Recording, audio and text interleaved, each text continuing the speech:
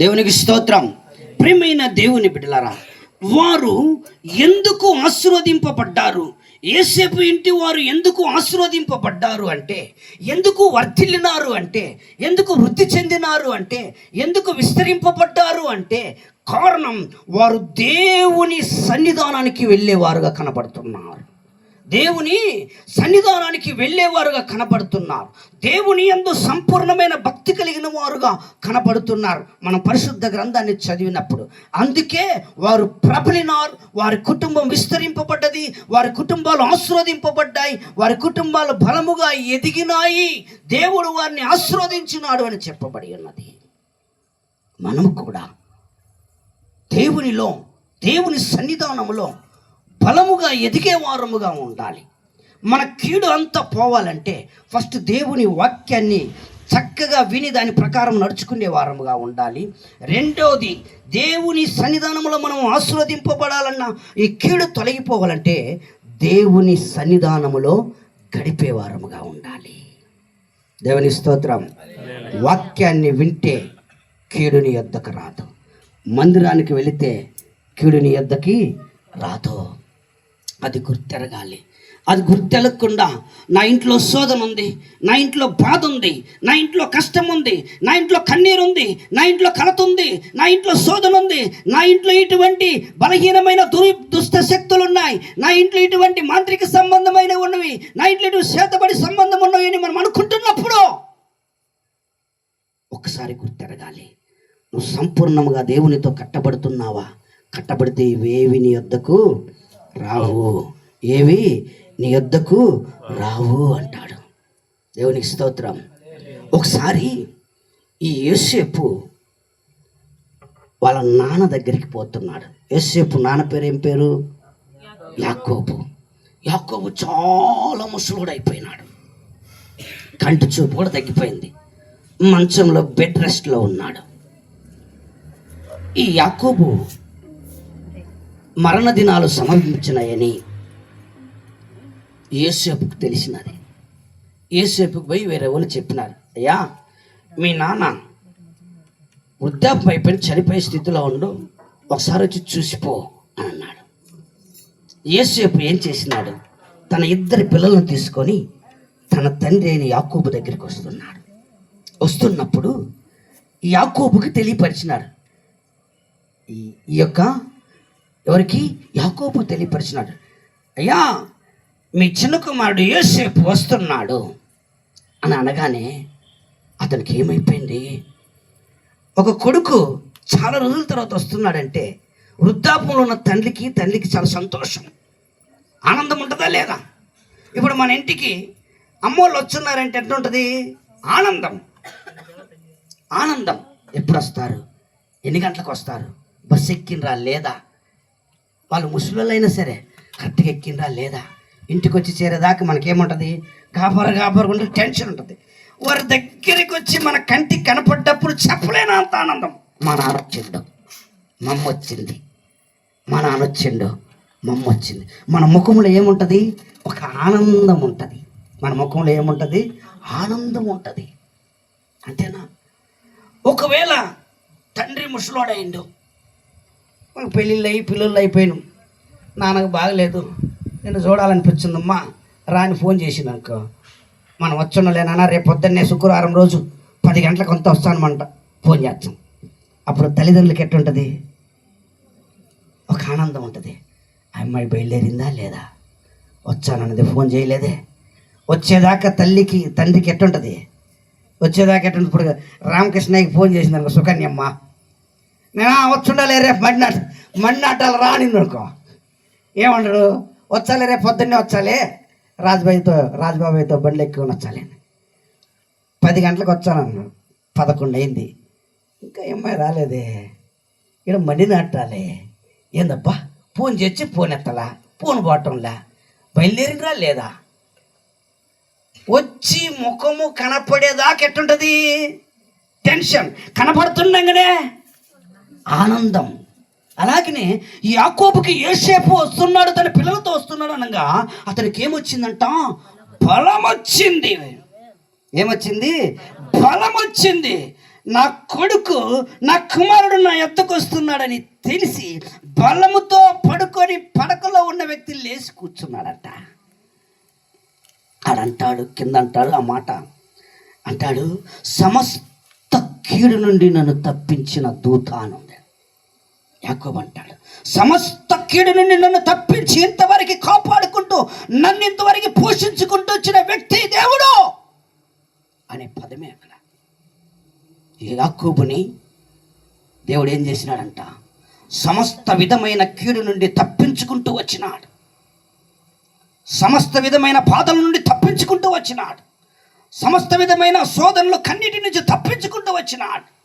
చివరిగా తను చనిపోయే ముందు చెప్తున్నాడు, ఈరోజు దేవుని సమూహంలో కూర్చొనున్న నా ప్రియమైన దేవుని కుమారుడా కుమార్తె, ఈరోజు నీ సమస్తమైన కీడు నుండి, సమస్తమైన శోధనల నుండి దేవుడు తప్పించబోతున్నాడు.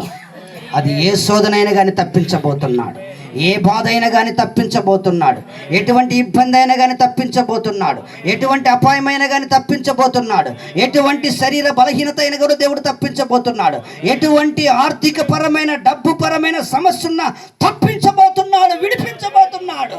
నమ్మిన వారందరూ మళ్ళీ చెప్తామా హల్లెలూయా, హల్లెలూయా, హల్లెలూయా. కనుక ఏ కీడును రాకుండా ఆయన నిన్ను తప్పించి బలపరిచి ఆశీర్వదించును గాక, ఆశీర్వదించును గాక.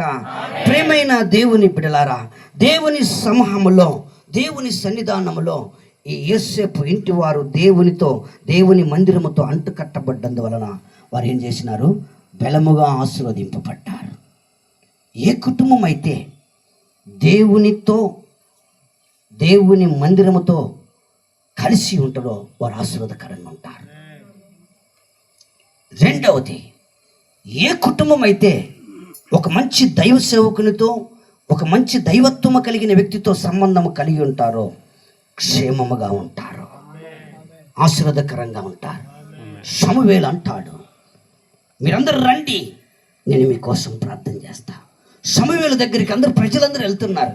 అయ్యా, మాకున్న ఈ ఇబ్బందుల నుండి, ఈ బాధల నుండి, ఈ కష్టము నుండి, ఈ అమోరీయులు, పెర్చీలు, యెబూసీల యొక్క శోధన నుండి, ఆ యొక్క బాధల నుండి మమ్మల్ని విడిపించు అన్నప్పుడు మీరందరూ రండి, నేను మీకోసం ప్రార్థన చేస్తానన్నాడు. దేవుని స్తోత్రం. నీ కోసం, నీ కుటుంబం కోసం ప్రార్థన చేసే ఒక దైవ సంబంధమైన వ్యక్తి కలిగి ఉండాలి, ఒక దైవ సంబంధమైన మందిరము కలిగి ఉండాలి.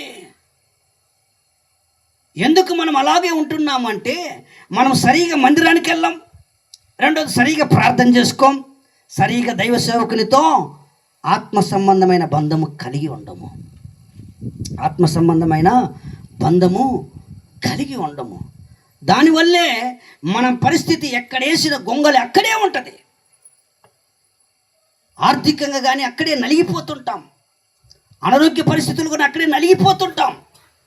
ఇప్పుడు రాజబాబాయ్ కుటుంబం ఉంది, ఇంతమంది ముందు నేను చెప్తున్నాను, దాదాపు మాతో అంటుకట్టబడిన కాడి నుంచి ఏ రోజు మేము విడిచిపెట్టాం. ప్రతిరోజు మా ప్రత్యేక ప్రార్థనలో రాజుబాబయ్య, సుకన్యమ్మ కుటుంబం కోసం ప్రార్థన చేస్తూనే ఉంటాం, ప్రార్థన చేస్తూనే ఉంటాం. ఎందుకు తెలుసా, వారికి ఏదైనా సమస్య ఉన్నా నాకు ఫోన్ చేస్తారు, ప్రార్థన చేయమని.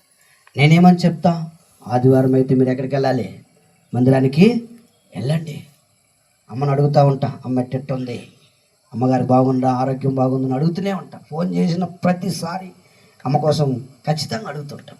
అంటే ఒక ఆత్మీయమైన దైవ సేవకునితో మన కుటుంబం కట్టబడ్డప్పుడు మన కుటుంబాలు ఆశీర్వాదకరంగా ఉంటాయి. నీ కుటుంబం కోసం ప్రార్థన చేసే వ్యక్తి ఎవరైనా ఉన్నారా? ఒక దైవ సేవకుడు ఉన్నారా నీకు? ఒకసారి ఆలోచన చేయండి. దైవ సేవకునితో మనం ఎప్పుడు ఆత్మ సంబంధం కలిగి ఉంటామో నీ పిల్లలు, నీవు క్షేమంగా ఉంటావు. నాకు మెంబర్షిప్ అనేది ఉంది. మా కుటుంబాలు ఒలివా సంఘ కుటుంబాలు ఉంటాయి. మెంబర్షిప్లో కొన్ని కుటుంబాలే తీసుకొని మేము ప్రార్థన చేస్తాం. నా మెంబర్షిప్లో ఈ ఒలివా మందిరంలో ఉన్న మాతో అంటుకట్టబడిన కుటుంబాలకి ప్రత్యేకంగా మేము ప్రార్థన చేస్తూనే ఉంటాం. వారి బాగోగులు, వారి క్షేమము, వారి యొక్క కష్టాల సుఖాల కోసం కన్నీరు గారుస్తుంటాం. గత మాసంలోనే, ఈ మాసంలోనే కదా, ఈ మాసంలోనే పిలిపించాం. మెంబర్షిప్లో ఉన్న వాళ్ళందరినీ పిలిపించాం. ఒక బ్యాచ్నే పిలిపించాం. అంటే చాలామంది ఉంటారు, ఒక బ్యాచ్నే పిలిపించాం. వారి కోసం ప్రత్యేకంగా ప్రార్థనలు చేసి పంపుతూ ఉంటాం. ఒక ఆత్మ సంబంధమైన దైవత్వములో మనం కట్టబడుతున్నప్పుడు, దేవుని సేవకులతో కట్టబడుతున్నప్పుడు, ఆ సేవకుడు ఏం చేస్తుంటాడు? మీకోసం ప్రార్థన చేస్తుంటాడు. ఆనాటి కాలంలో లేవీయులు, యాజకులు ఉన్నారు అంటే దేనికి ఆ కుటుంబాలు ఉన్న మిగతా ఇశ్రాయేలీల కుటుంబాల క్షేమము కోసం ప్రార్థన చేసే సేవకులుగా ఉన్నారు. మనం టీవీలో వాక్యం చూస్తాం, అంతేనా? చెప్తారు, పోతారు, నువ్వెవరో తెలిసిద్దా? ఇస్సాకాయ ప్రార్థనకు పోతాము, పోయేవాళ్ళు ఉన్నారు. ఆయన ఎప్పుడే నిన్ను చూసిందా? నువ్వు మురిసిపోయి రావాల్సిందే. నువ్వు అడిగిపోయి ఏం చేయాల్సిందే? మురిసిపోయి చూసి రావాల్సిందే, జనాలు చూసుకొని రావాల్సిందే. తిక్కోడు తిరణాలకు వెళ్ళినట్టే, అంతే కదా? తిక్కోడు తిరణాలకు పోతాడు, ఏం చేస్తాడు? జనాలందరూ ఇటు పోతుంటాడు, ఎక్కుతుంటాడు, దిగుతుంటాడు, అంతలక్కడ చూస్తుంటాడు, అటు ఇటు చూస్తుంటాడు. తిరణాలు అయిపోయిన తర్వాత తిక్కోడు రావాల్సిందే, మంచోళ్ళు రావాల్సిందే, ఇద్దరు రావాల్సిందే, అంతేనా? అట్టయిపోతుంది. నీ కోసం కన్నీరు గార్చే ఒక ప్రవక్తతో నువ్వు అంటు కట్టబడి ఉండాలి. ఒక దైవ సేవకునితో అంటు కట్టబడి ఉండాలి. మా మెంబర్షిప్లో ఉన్న ప్రతి కుటుంబం ఎప్పటికీ మా పరిస్థితి ఇది అని చెప్పే ముందే మేము ప్రార్థన చేసి చెప్తాం, మీకు జరగబోతుంది, మీ కుటుంబాలకి జరిగిద్ది అని. దేవుని స్తోత్రం. అటువంటి సాక్ష్యాలు ఉంటాయి. ప్రియమైన దేవుని బిడ్డలారా, నువ్వు ఎప్పుడైనా సరే నీ దైవ సేవకురాలకి అమ్మగారి కోసం ప్రత్యేకంగా నువ్వు ఆమె కాడికి వెళ్ళి మాట్లాడి ఇంటికి పిలిపించుకొని ప్రార్థన చేపించుకున్నారా? ఎట్ట పోతాం మనం, ఎట్టెట్టో పోతాం కదా. ఒక ఆత్మ సంబంధమైన, దైవ సంబంధమైన సేవకులతోనైనా సంఘంతోనైనా నీ కుటుంబం కట్టబడుతుంటే ఎప్పుడు పచ్చని తోట వలె నీ కుటుంబం ఉంటుంది. పచ్చని తోట వలె నీకుంటుంది. అప్పుడు 6 బాధలు రాని, 7 బాధలు రాని, ఏ కీడు నీకు తగలకుండా దేవుడు ఏం చేస్తుంటాడు? కాపాడుతుంటాడు. నీ కోసం ప్రార్థన చేసేదానికి ఎవరున్నారు?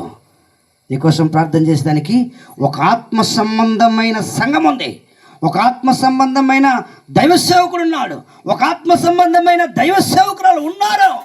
మరి ఏం చేస్తుంటారు? మేమేం చేస్తాం? మా పని ఏంటి? ఎప్పుడు ఏం చేయాలి? కుటుంబాల పేర్లు చెప్పి ఏం చేయాలి? ప్రార్థన చేస్తూ ఉండాలి.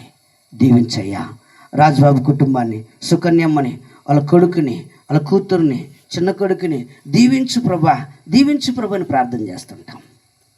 ఆ ప్రార్థన ఏమైపోద్ది? ఆ వేకుజాము ప్రార్థన ఆ కుటుంబానికి కాపుదలుగా మిగిలిపోద్ది, ఆశీర్వాదముగా ఉండిపోద్ది, దీవెనకరంగా ఉంటుంది, గొప్ప వృద్ధి లేకుండేదానికి ఉంటుంది. దేవుని స్తోత్రం. మా మెంబర్షిప్లో ఒక కుటుంబం ఉంది. సంవత్సరం మమ్మల్ని పిలిపించి ప్రార్థన పెట్టుకుంటారు. వాళ్ళు ప్రార్థన పెట్టుకున్నప్పుడు వారి పరిస్థితి ఎట్టుంటుందంటే తినేదానికి కూడా అన్నం ఉండదు. పేదరికం, చాలా కష్టస్థితి. నేను వెళ్ళాను. నాకు వెళ్ళినప్పుడు దూర ప్రాంతం, వారు నాకు ఎంత కానికిచ్చింది తెలుసా? వాక్యం చూడండి. చిల్లర చేతిలో పెట్టారు, ఏం లేదు, చిల్లర చేతిలో పెట్టారు. ప్రార్థన చేసి మళ్ళీ ప్రార్థన చేసి అదే కానుకలకు ఇచ్చి, రేపు సంవత్సరం నేను రాబోతున్నా, రేపు సంవత్సరం వస్తా, రేపు సంవత్సరానికి నీ ఇంట, నీ బీరువాలో ఏముంటుంది? ధనం ఉంటుంది అని చెప్పా. దేవుని స్తోత్రం. నమ్మినారు, విశ్వాసం ఉంచినారు, ప్రార్థించిన వాళ్ళ ప్రతి శోధన దేవుడు తొలగించి ఆశీర్వదించుకొచ్చినారు. మళ్ళీ సంవత్సరానికి గొప్ప మీటింగ్ పెట్టిండ్రు. దేవుని స్తోత్రం. ఇప్పటికీ సంవత్సరం వాళ్ళు పెడుతూనే ఉండరు, ఆశీర్వదింపబడుతూనే ఉండరు. ఆ ఊర్లో ఉన్న వారికంటే వారు గొప్ప వాళ్ళు అయినారు. దేవుని స్తోత్రం. ఆ ఊర్లో ఉన్న వారికంటే ఆశీర్వదింపబడి ఉన్నారు. మరి ఇక్కడ పామూరు ప్రాంతంలో ఒక కుటుంబం ఉంది, వారు కూడా అటువంటి స్థితిలోనే ఉన్నారు. కొంచెం కష్టస్థితిలో, ఇబ్బంది పరిస్థితులు, దెయ్యాల చేత భూతాల చేత పీడింపబడుతున్నారు. ప్రార్థన చేసి దెయ్యాలు భూతాలు అనుకున్న ప్రార్థన చేసి తీసేస్తూ వచ్చాం. ఈరోజు ప్రతి సంవత్సరం కొన్ని వేల రూపాయలు పెట్టి మీటింగ్ పెడతారు. వారు మాకు చెప్పంది ఏది చేయరు. ఒక స్థితిలో ఉన్న వారిని దేవుడు ఉన్నతమైన స్థితిలో నిలబెట్టి ఉన్నారు. కారణం ఎందుకు తెలుసా? వారు దైవంలో, దైవత్వముతో, దైవ సేవకులతో అంటకట్టబడి ఉన్నప్పుడు. నీవు కూడా అలా అంటకట్టబడి ఉన్నప్పుడు నీ పిల్లలు, నీవు, నీ కుటుంబం క్షేమాధారములో, ఆత్మీయ జీవితంలో ఎదుగుతూ ఉంటుంది. దేవుని స్తోత్రం. ఆత్మీయ జీవితంలో ఎదుగుతూ ఉంటుంది. ఎప్పుడు నీ కుటుంబం దరిద్రతలో, పేదరికంలో ఉండదు. ఏమంటాడు తెలుసా? ఇక ఎన్నటికీ నీవు సిగ్గుపడవు, నీ ముఖము తెల్లబారుదు అంటాడు. ఎన్నటికీ నీవు సిగ్గుపడవు, నీ ముఖము తెల్లబారుదు అంటాడు. అంటే అంతకుముందు ఏమైపోయింది? వారి స్థితి ఏమైపోయింది? ముఖం ఏమైపోయింది? సంతోషం లేని ముఖముగా ఉండిపోయింది. వారు ఏమైపోయినరు? సమాజంలో తలదించుకున్న వారుగా ఉన్నారని అర్థం కదా. ఇక ఎప్పటికీ ఇటువంటి జరగదు. ఇక నుండి నువ్వు ఆశీర్వాదకరంగా ఉంటావు అంటే అర్థమైంది. అంతకుముందు మనకేం లేదు, ఆశీర్వాదం లేదు అని. అంతకుముందు ఆశీర్వాదం లేదు అని ఇప్పుడు చెప్తున్నాడు దేవుడు. ఇక్కడ కూర్చొని నా ప్రియమైన దేవుని బిడ్డలారా, ఈ రోజు నుంచి నువ్వు సంపూర్ణంగా దేవుని వాక్యములో, దేవుని మందిరముతో, దైవ సేవకునితో అంటుకట్టబడి ఉండు. ఏ కీడు నీకు రాదు. అవమానము, సిగ్గు అనేది లేకుండా దేవుడు నీ కుటుంబాన్ని ఒక నీరు కట్టిన తోట వలె ఎప్పుడు ఉపుకుచుండు, నీటి ఊట వలె ఉంటా. హల్లెలూయా, హల్లెలూయా. ప్రియ దేవుని బిడలారా, ఎప్పుడు దేవునితో, దేవుని ప్రార్థన మన ఇంట్లో ఉంటే ఏముంటుంది? దేవుడు మన ఇంట్లో ఉంటాడు. అవునా? మన దేవుడు మన ఇంట్లో ఉంటాడు. కానీ మన ఇంట్లో ఉండే మూటలు ఉంటాయి, తాయితులు ఉంటాయి, అంతరాళ్ళు ఉంటాయి. కాళ్ళకి మొలతాడు కట్టేది, ముడతాలకి మెడలకి వేసుకుంటాం. వేసుకోమా. ఏదైనా జరిగినప్పుడు భూత వైద్యుని కాడికి పోతాం, అత్తర్ సాహిబ్ కాడికి పోతాం. అంతేనా? వాడు వేప మండలు వేసో, పొగేసో, నీకు పోయింది పోయి నాకు 10,000 20,000 వాడి దగ్గర ఏం చేస్తాం? ఒడగొడతాం. ఒకసారి నాకు పెళ్ళి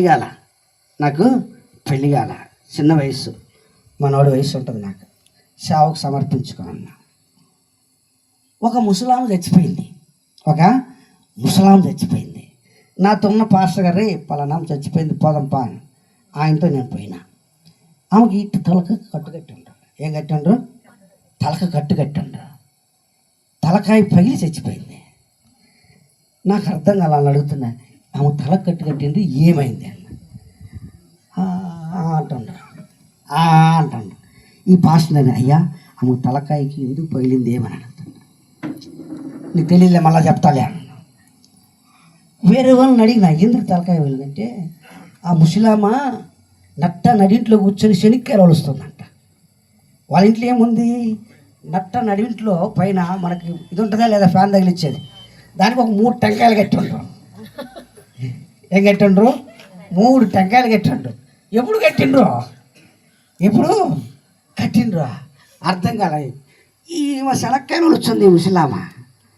ఆ టెంకాయలకు ఏమైపోయినాయి? ఊడి నెత్తిని పడి చచ్చింది. ఏమైపోయింది?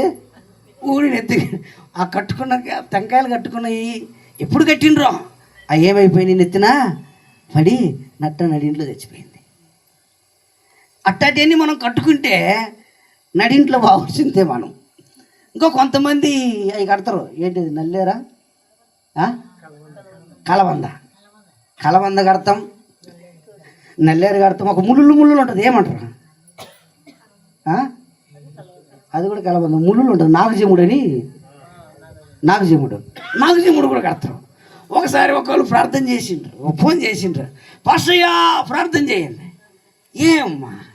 ఏం ప్రార్థన చేయాలి? ఎందుకు ప్రార్థన చేయాలి? ఏం లేదు పాస్టయ్య, తలకాయకి అంత ముళ్ళు గుచ్చుకున్నాయి. తలకాయకి అంతా ముళ్ళు గుచ్చుకున్నాయి. ఎందుకు ముళ్ళు గుచ్చుకున్నాయని? ఏం లేదు పాస్టయ్య, మా ఇంటి వాకిటి కాడ సాయంత్రం పూట ఇంటికాడ వాకిటి కాడ ఉన్నా, మా ఇంటికి ముందు ఉన్న కలబంద అది 2 కాకులు వచ్చి కొట్టుకొని కల మీద పడినట్టాయి. కల మీద పడేలక దాని కింద పడినది, పైన పడింది ఊడి. ఎంత ముళ్ళు గుచ్చుకున్నాయి. నేనేం చేయాలా? కలబంద ముళ్ళు పోవాలి నాయన, నేను కొత్త కలబంద తెచ్చుకొని కట్టుకోమని ప్రార్థన చేయాలన్నా. ఎందుకు కట్టుకున్నామంటే దిష్టి తగిలేదు పోవేదానికి. ఇంటికి దిష్టి పోయి కలబంద కొట్టుకుంటే పోద్దా, ఇంటికి వీడు కలబంద కొడితే పోద్దా. అట్టయితే ప్రభుత్వమే మన ఉన్న ముఖ్యమంత్రి ఇంటింటికి కలబందలు ఇచ్చే సరిపోతాంలా, అభివృద్ధి అయిపోతాం కదా. ఇంకెందుకు ప్రార్థనలు ఎందుకు, దైవ సేవకురాలు ఎందుకు, దైవ సేవకులు ఎందుకు? నిన్న పుచ్చిదానా ఎందుకు కట్టుకున్నంటే మా ఆయన కట్టమని నేను కట్టినా, అవి కట్టుకుంటాం. ఇప్పుడు ఇక్కడ ఒక ఊరు ఉంది, ఏదది ఏమూరు, వేంపల్లి పక్కన కుమారకాలం ఉంది. ప్రతి ఇంటికి ఆడ సారాయి బాటలు కడతారు. నిజమమ్మా, పోయి చూడండి. కళ్ళు పోసి అంత డబ్బాలో ఆడ కట్టి పెట్టుంటారు. నేను ఒక 5-6 కుటుంబాలు పోయినా, ఎందుకు ఇదంతా తగిలిచ్చిందని అడిగిన. ఏంటంటే అది కడితే దోషాలు పోతాయంట. నేను అనుకున్నా, ఇప్పుడు పోయి చూడండి కావాలంటే. నేను వెళ్తూ ఉంటాను, చాలామంది ఆత్మీయ బిడ్డలు మాట్లాడుకు వస్తుంటారు. ఈ సారాయి కడితే ఇదేం పొద్దా. కొంతమంది మూఢనమ్మకం, మూఢ విశ్వాసం. ఒక ముస్లాం ఉంది ఇటు మార్కాపురం సైడ్. ఒక ఇంటి ప్రార్థనలు పోయిన, ఇంట్లో చిన్న మందిరంలో ప్రార్థన పెట్టిండ్రు, అందరు కలిసి పిలిపించుకొని వాక్యం చెప్పిన. పాస్టయ్య ఒక ముస్లాం ఇంటికి ప్రార్థన చేద్దాం పాను. సరే అమ్మా భోజనం చేసిపోదామని. లేదు ప్రార్థన చేసి వచ్చి భోజనం చేద్దాంలే అన్న. 10:30-11 అయింది పాస్టర్. లేదమ్మా ఆమె చూసి ప్రార్థన చేసి వద్దాం పాను. ముసుగు వేసుకొని ఉందమ్మా. ఏం వేసుకొని ఉంది? ముసుగు వేసుకొని ఉంది. ముసలామా ఏం ప్రార్థన, ముసుగే తీలా, ముసుగే గట్టిగా వేసుకొని ముసుగేసుకొని ఉంది. ఏమ్మా ముసుగు తీయమ్మా అన్న. ఒక పక్క ఇంటికి లేవు, ఒక పక్క ఇంటికి లేవు. ఏమైందమ్మా అంటే, పాస్టయ్య ఇంటికి గాలిని పాస్టయ్య. ఎట్ట గాలిని అని అడిగినా. ఏం లేదు పాస్టయ్య. ఎందుకు గాలి అంటే, పెళ్ళికి పోయినాం పాస్టయ్య, నేను మా ఇంటి అయినా పెళ్ళికి పోయేసి వచ్చినాం, పెళ్ళిలో దిష్టి తగిలింది. ఈ ముసలిదాన్ని ఎవరు చూసి నిద్ర దిష్టి తగిలింది అనుకున్నాను. నాకున్న ఆకలి తెచ్చిపోయింది, నిద్రపోయింది, రెండు పోయినాయి. సరే ఎందుకు దిష్టి తగిలింది అంటే, దిష్టి తగిలింది ఇంటికి వచ్చి మా ఆయన పొద్దుగు కింద దిష్టి తీయబ్బానంట. ఏం చేసిండు? మనం దిష్టి తీయాలంటే దేంతో తెచ్చాము? పొరకట్టతోనే, అంతేనా? పొరక పొలాలు కాల్చి తిప్పుతాం. ఈ ముసలానికి కైపులో మందు తాగిండు, ముందు తీసిండు, బాగా ముందు కాల్సలా ముఖం, వెనకాలకి తిరిగి తిప్పిండు, మంట పెట్టిండు. ఇదంతా కాలిపోయింది. ఎంతేమైపోయింది? కాలిపోయింది. పొరకట్టుతో అగ్గి పెడుతుంటే ఏమన్నా అయితే, మా ఇంటి పక్కన ఒక ఆమె ఉంది, ఇంత తింటది. ఇంతే ఒక 3 మనుషులు అన్నం తింటూనే ఉంటుంది ఆమె. గ్రైండరు, మిక్సీ గ్రైండర్ తిన్నట్టు తింటది. సాయంత్రం కాలం తేపేది పొరకట్లు కాల్స్తుంది. వారానికి 4 పొరకట్లు కాల్చింది. ఈ మూలంతా నల్లంగా ఉంటుంది. ఏమ్మా ఏం చేస్తుండే? అగ్గి వచ్చానంటే దిష్టి తగిలింది పాస్టర్. కొని పాపం గల పొరకట్లే దానికనే కొని పెట్టిద్దామా. దిష్టి పొరకట్లు తీసుకొని బాగుంటుంది. వాడు పొరకట్లో అటు పోతుంది అనుకో, పొరకట్లో నేను వచ్చేసాను, ఆమె బాత్రూంలో ఉండపోవచ్చుండా అంటది. వాళ్ళు మూడు దిష్టి పొరకట్లకు 4 తీసుకోండి. నెలకు 4 పొరకట్లు. అబద్ధ నువ్వు తిన్నది అరక్కసీలు అవి ఇవి అన్ని తినాల్సిన ఇన్ని తింటే అరగకుండా బాధ్య అరగదు.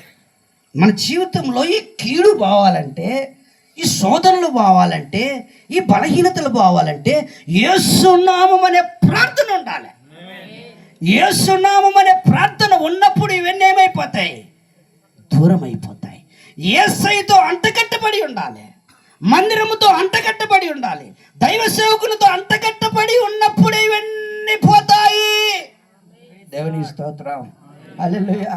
ఎన్ని పోవాలంటే మనం ఎంత ప్రయత్నం చేసినా పోవు. నీవు విడిపించబడలేవు, దేవుడు విడిపిస్తేనే నీ కుటుంబం ఆశీర్వాదకరంగా ఉంటుంది. మంత్రాలకి చింతకాయలు రాలుతాయా? చింత చెట్టు కాడికి పోయి బుష్ రాలంటే రాలుతాయా? రాలు. ఏ కారణానికి రాలు? దేవుని సమూహంలో మనము ప్రార్థనలో ఉంటే సమస్తమును దేవుడు పారదోలుతాడు. ప్రతి సమయమైన దేవునికి పనికిరాని ప్రతి అలవాట్లు మన ఇంట్లో లేకుండా దూరం చేస్తే ఆశీర్వదకరంగా మన ఇల్లు ఉంటుంది. ఒకసారి ఒక ఇల్లు ఓపెన్ చేసేదానికి పోయినా సిక్కెంటుకులు వాళ్ళు తెలిసి వస్తుంటారు కదా, సిక్కెంటుకులకి గిన్నెలు ఇచ్చామమ్మ ఎంటుకులకి వాళ్ళకి పెళ్ళిళ్ళు చేసేది నేను కడపలో చాలామందికి పెళ్ళిళ్ళు చేస్తుంటా వచ్చుంటారు పాపం. ఒక ఇల్లు ఓపెనింగ్ చేసిన పాస్టర్ నువ్వు రావాల్సిందే అంటారు. బుడంగంగాలో వాళ్ళు పైన ఇల్లు బాగా బ్రహ్మాండంగా కట్టిండ్రు. వాళ్ళ అమ్మ పొద్దున్న అడుక్కునేదానికి బద్ది, పిల్లోళ్ళు శతకాయితాలు ఏరేదానికి బద్దరు, భార్య అయ్యా దానం చేయండి రోడ్లు అంటే ఇట్లా వాళ్ళ పనులు చేసి వాళ్ళు వృత్తి అనమాట. ఇల్లు బ్రహ్మాండం కట్టిండ్రు. లోపల పోయినా రిబ్బన్ కటింగ్ చేయి పాస్టర్ అయినా రిబ్బన్ కటింగ్ చేసిన లోపల పోయి అన్ని ప్రార్థన చేసి నీళ్ళు చల్లుతున్నాయి. కిచెన్లో పోయినా ఇంత పెద్ద సారాయి కనిపెట్టుండ్రు. ఇదేందిరా నాయనా యాకోబు ఇదేందనన్నా, ఏం లేదు పాస్టర్ చుట్టాలు వచ్చింది కదా, ఏముంది ఇంట్లో, ఊరి కొత్త గిల్లు నేను సేవకుడిగా ప్రార్థన చేస్తున్నాను, ప్రార్థనకు ముందు ఏం పెట్టినాడు, సారాయి పెట్టిండు అంటే నేను ఆ సారాయికి కూడా ప్రార్థన చేసి రావాలా, ప్రభా దీన్ని దీవించి ఇదందరికి సరిపోయే విధంగా ఈ ద్రాక్ష రసం అందరికి సరిపోయే విధంగా ఈ సారాయి మిగులును గాక, నీ కంపెత్తబడును గాక, దీవబడును గాక నాలా. ఇంతేనా? నేను చెప్పినారు యాకోబు ఇది కాదురా తీరా నాయనంటే ఫస్ట్యా అందరు వచ్చిండ్రు అని. ఇట్లాంటివన్నీ ఉంటే ఇంట్లో ఆశీర్వదింపబడిద్దా ఉంటుందా? ఏ ఉంటే ఆశీర్వదింపబడవు. ఇటువంటివి ఉంటే యేసయ్య ఉంటే ఆశీర్వాదం ఉంటుంది. దుష్ట సంబంధమైన దుష్ట సాంగ్యమైన లోక సంబంధమైన ఆచారాలు నీ ఇంట్లో ఉంటే నీ ఇల్లు ఆశీర్వదింపబడదు. నీ ఇంట్లో కీడు ఉంటుంది, నీ ఇంట్లో శోధన ఉంటుంది, నీ ఇంట్లో దయ్యము ఉంటుంది, నీ ఇంట్లో భూతం ఉంటుంది, నీ ఇంట్లో సమస్తమైన రోదన ఉంటుంది. అటువంటి అన్నిటిని ఏం చేయాలి మనము? శుద్ధీకరించుకోవాలి. ఒక ఇంటికి వెళ్ళిన అనుభవాలు చెప్తే తెల్లవారుదలు మీకు నిద్రే ఉండదు. వీరనాయనపల్లి మండలం జానకి ఒక్కొక్క జానకి ఇంటి చుట్టూ ఒక్కొక్క జానకి ఏం కట్టిండు? అంత మూట కట్టి పెట్టిండు. జానకి చుట్టూ మేకులు కొట్టిండు, ఇల్లు అంతటి కొట్టిండు. జానకొక మూట కట్టి అయ్యా ప్రార్థన చేసి నా పరిస్థితి ఇది మార్చయ్యా అంటే, ఇన్ని మూటలుంటే ఈ మూట మధ్య నేనేం పని చేస్తాను? ఏం పని చేస్తాం? ఇప్పుడు అత్తిరా నాయన అత్తి అంటే ఆహా అయ్యి యాని గుత్తిశాలలో నుంచి ఇసుగు తెచ్చి కట్టిండంట. యాని తెచ్చి కట్టిండు? గుత్తిశాలలో నుంచి ఇసుగు కట్టి పెట్టిండు అంతా. ఇసాక ఇది కాడి నుంచి తెచ్చిన నూనె బాటిల్లో మొత్తం కట్టి కారిపోతుండే ఇల్లంతా. పోయి కావాలంటే చూడండి, నేను ఇచ్చలేదు నాతో రండి తీసుకుపోయి చూపిస్తా. అట్టాటేని కట్టుకుంటే రావు, అట్టాటేని కట్టుకుంటే పోతాయా? యేసునామంలో ఏదైనా పోవాల్సిందే. విశ్వాసం ఉంచి మోకాళ్ళ మీద ఉన్నప్పుడు సమస్త కీడు నుంచి తప్పిస్తాడు. ఎబ్బేజు వలె నువ్వు ప్రార్థన చేస్తున్నప్పుడు, ప్రభువా నా సరిహద్దులను విశాలపరచుము, నన్ను ఆశీర్వదించుము, సమస్త కీడు నుండి నన్ను తప్పించి బాగు చేయమని నీ మోకాళ్ళ ప్రార్థన, ఆత్మీయమైన బలమైన ప్రార్థన ఉన్నప్పుడు నీ కుటుంబం, నీవు, నీ పిల్లలు ఆశీర్వదింపబడతారు. ఇటువంటి ఎన్ని ఏవి చేసినా కావు, ఏవి పోవు, ఆశీర్వాదం ఇంటి ఉండదు. ఎందుకయ్యా? నేటి కాలంలో క్రైస్తవులుగానే మనం ఉన్నాం, కానీ క్రైస్తవ కుటుంబాలు వృద్ధి కాకుండా పోతున్నాయి, అభివృద్ధి కాకుండా పోతున్నాయి, బలము చెందకుండా పోతున్నాయి.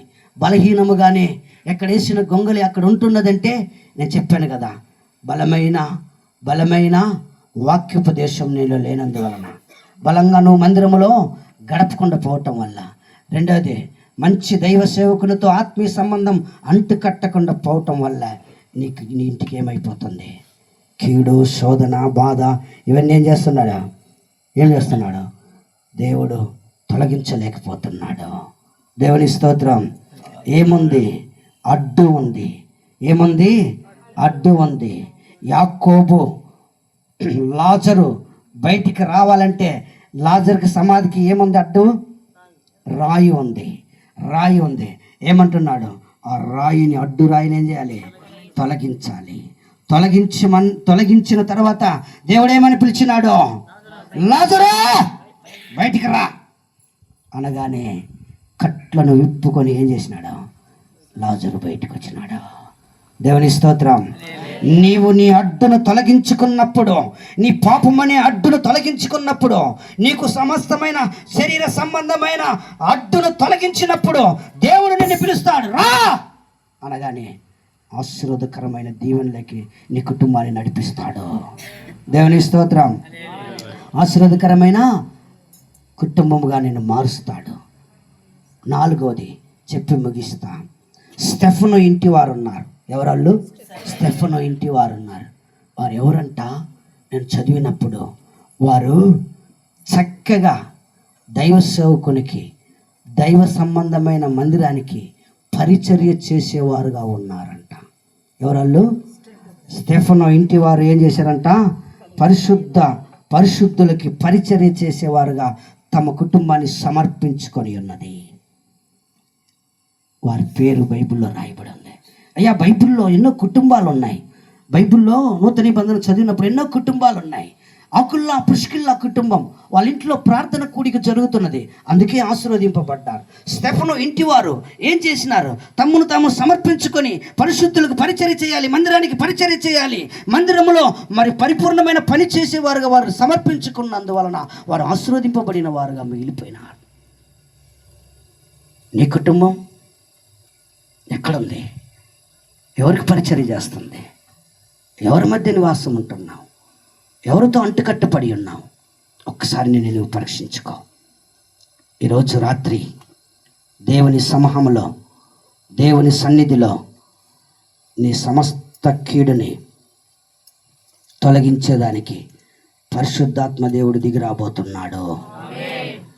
నీకు ఏదైనా ఉన్నాయి, ఈరోజు ప్రార్థన చేయబోతున్నాం. మరలా నన్ను నువ్వు చూడాలన్నా, నీకు ఏ సమస్య ఉందో ఆ సమస్య నుంచి ప్రార్థన చేయి. అద్భుత కార్యము దేవుడు జరిగించబోతున్నాడు. నువ్వు మళ్ళా నన్ను పిలవబోతున్నావు, నువ్వు సాక్ష్యం చెప్పబోతున్నావు. మందిరంలో, అమ్మ మందిరంలో కానీ, నా మందిరంలో కానీ నువ్వు ఎక్కడున్నా సాక్ష్యం చెప్పబోతున్నావు.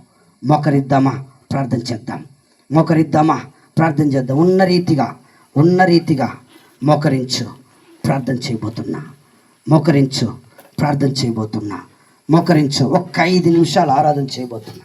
పరిశుద్ధాత్మ దేవుడు దిగి రాబోతున్నా. పరిశుద్ధాత్మ ఏ తెగులు సమీపించనీయక, ఏ కీడైన దరి చేరనీయక, ఏ తెగులు సమీపించనీయక, ఏ కీడైన దరి చేరనీయక, ఆపదలన్నీ తొలగే వరకు, ఆత్మలో నెమ్మది కలిగే వరకు, నీ భారము మోసి భారముగా నిలచి ఆదరించితివి. ఈ సతి మహిమలు నీకే చెల్లించెదను. జీవితాత్మకమైనవి నీ కార్యములు, నా ఎడల స్థిరమైనవి నీ ఆలోచనలు. నా యేసయ్యా, ఘనమైనవి నీ కార్యములు, నా ఎడల స్థిరమైనవి నీ ఆలోచనలు. నా యేసయ్యా, కృపలను పొందుచు కృతజ్ఞత కలిగి సతులా పెంచెదను వల్లివేదనా. కృపలను పొందుచు సతులా పెంచెదను వల్లివేదనా. అనుదినము నీ అనుగ్రహమే, ఆయుష్కాలము నీ వరమే. అనుదినము నీ అనుగ్రహమే, ఆయుష్కాలము నీ వరమే. ఘనమైనవే నీ కార్యములు, నా ఎడల స్థిరమైనవి నీ ఆలోచనలు. నా యేసయ్యా, దేవుని స్తోత్రము కలుగుగాక. స్తుతిద్దాం. దేవుని స్తుతిద్దాం. ఒక 10 నిమిషాలు. పరిశుద్ధాత్మ దేవుడు ఒక్క 10 నిమిషాలు, ఒక 10 నిమిషాలు దేవుని స్తుతించబోతున్నాం. ఒక 10 నిమిషాలు దేవుని స్తుతించబో. ఒక 10 నిమిషాలు దేవుని స్తుతిస్తావా? ఒక 10 నిమిషాలు. నీకు ఏ కీడు ఉన్నా, ఏ బాధ ఉన్నా, ఏ శోధన ఉన్నా ఈరోజు ఆయన తొలగించేదానికి సిద్ధుడై ఉన్నాడు. తొలగించేదానికి సిద్ధుడై ఉన్నాడు. పరిశుద్ధాత్మ దేవుడు నాతో చెప్పిన మాట ఏం తెలుసా? నాతో చెప్పిన మాట ఏం తెలుసా? ఏమని చెప్పినాడు తెలుసా? ఇదిగో నేను నా ఆత్మను కుమ్మరించబోతున్నా, నేను ప్రత్యక్షమవబోతున్నానన్నాడు. నీకు ఏ కీడు ఉంది? నీ ఇంట్లో ఏ ఇబ్బంది పడుతున్నావు? నీవు ఏ సమస్య నీకుంది? ఏ సమస్య నీకుంది? ఒక్కొక్కసారి నీ పిల్లల విషయంలో బాధపడుతున్నావా? నీ పిల్లల విషయంలో బాధపడుతున్నావా? నీ కుటుంబ విషయంలో బాధపడుతున్నావా? ఆర్థిక ఇబ్బందులో కలత చెందుతున్నావా? కన్నీరు అరుస్తున్నావా? కుమిలిపోతున్నావా? వేదన చెందుతున్నావా? బాధపడుతున్నావా? ఇది సరైన సమయం, సరైన సమయం. నువ్వు దేవుణ్ణి అడిగే సమయం, దేవునితో నువ్వు అడిగే సమయం. ఒక నిబంధన చేసుకో, ఒక నిబంధన చేసుకో, ఒక నిబంధన చేసుకో, ఒక నిబంధన చేసుకో, ఒక నిబంధన చేసుకో, ఒక నిబంధన చేసుకో, ఒక నిబంధన చేసుకో. ఈ రోజు నుండి ఒక నిబంధన చేసుకో. అయ్యా, ఈ రోజు నుండి ఒక నిబంధన చేసుకో. నేను బ్రతికేంత వరకు నేను, నా ఇంటి పిల్లలు, నా కుటుంబం నీ సన్నిధానంలో నీ వాక్యముతో బతుకుతామయ్యా. బతుకుతామని నిబంధన చేసుకో. నీతోనే మేము బ్రతుకుతామని ఒక నిబంధన చేసుకో. నీ మందిరంలోనే జీవిస్తామని నిబంధన చేసుకో. మంచి దైవ సేవకునితో బతుకుతామని నిబంధన చేసుకో. ఒక మంచి పరిచర్య చేసేవారుగా ఉంటామని నిబంధన చేసుకో. ఇదిగో ఇక్కడ మోకరించి ఉన్న ఇక్కడున్న ఒక సహోదరి, నీ కుటుంబంలో చాలా ఇబ్బందులు ఉన్నమ్మా. నీ కుటుంబం చాలా ఇబ్బందిలో ఉంది. అప్పు సమస్య ఒకటి ఉంది, అనారోగ్యం, బయట ఎవరికి చెప్పుకోలేని పరిస్థితిలో ఉన్నావు. బయట ఎవరికి చెప్పుకోలేని పరిస్థితిలో ఉన్నావు. బయట ఎవరికి చెప్పుకోలేకుండా ఉన్నావు. ఒక్కొక్కసారి భయముతో, ఒక్కొక్కసారి బాధతో, ఒక్కొక్కసారి కలతతో, ఒక్కొక్కసారి కంటి. సహోదరి, సహోదరి, నీకు ప్రభు ఒక మాట చెప్పమంటున్నాడు. ఏమి చేయాలో దిక్కు తోచని పరిస్థితిలో ఉన్నావు నీవు. బయటికి అందరి దగ్గర నవ్వుతూ మాట్లాడుతుంటావు, అందరి దగ్గర నవ్వుతూ మాట్లాడుతుంటావు. కానీ నీ కుటుంబంలో ఉన్న శోధన, నీ కుటుంబంలో ఉన్న ఇబ్బంది గుండెలు పిండేసే విధముగా, కలత చెందే విధముగా, నీ చెంపల మీద పదే పదే పదే కన్నీరు కారే విధముగా ఉండిపోయి ఉన్నాయి. నేను ఎవరికి చెప్పుకుంటున్నా నా బాధ? ఎవరికి నా బాధ చెప్పుకుందును? నాకెప్పుడు ఈ శోధన పోతుంది? ఎప్పుడు ఈ సమస్య తెగిపోద్ది? ఎప్పుడు ఈ బాధలు పోతాయని ఏడుస్తున్నా నా బిడ్డ. శక్తి దిగి రాబోతుంది, ఒక ఉన్నతమైన కృప దిగి రాబోతుంది.